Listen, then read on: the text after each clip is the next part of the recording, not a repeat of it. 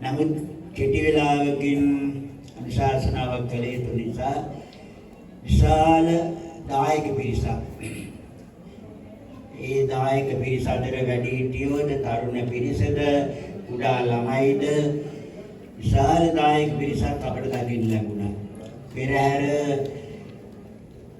අපි ප්‍රතිකුත් නායක උත්සවවලට සහභාගී වෙනවා. මොන කලාතුරකින් විශාල සහභාගීත්වයක් සහිත දුටු නායක උත්සවයක පූජෝපහාර පෙරහැර. ඒ නිසා මම මේ දායකයෝ වෙනුවෙන් අනුශාසනාවක් කරන්නයි බලාපොරොත්තු වෙන්නේ.